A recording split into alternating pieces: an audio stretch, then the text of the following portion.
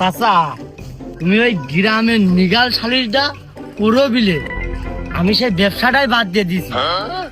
আর ওই যে আকরাম পুরো গ্রামে তোমার নামে যে ফাও কথা লটিয়ে বেড়াচ্ছে, গ্রাম তো করলে ভুল হবেন, সবার কানে কানে হয়ে বেড়াচ্ছে যে তুমি সালিশ করার নাম করে মেয়ে লোকের কাছে বলে সুযোগ সুবিধা নাও।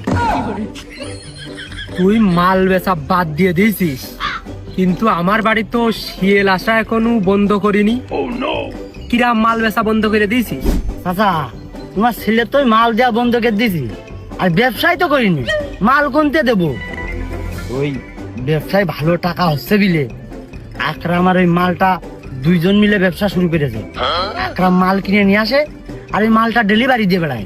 ও, তারপরেও মনে হয় ওরা তোর থেকে মালের দাম একটু কম নেয়।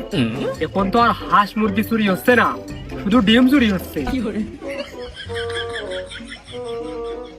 মাথা খাইয়ে কবে মাথায় সমস্যা হয়ে যাবে না, সেই সময় তুমি বুঝবা না।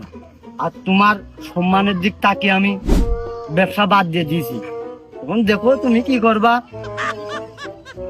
তুমি চাচা তুমি কইরো না, তুমি মাতুব্বার মানুষ না, তুমি বসো আর আমি গুছিয়ে দিচ্ছি। তুমি মনে করেছো যে আমি কিছু জানি না? আমি সব জানি। এখন তুমি আমার কাছে ভালো হওয়ার চেষ্টা করতেছো, এই বিষয়টা আমি পরে দেখতেছি। চাচা, গ্রামের পরিবেশ খুবই খারাপ, রিজাউল সব শেষ করে দিল।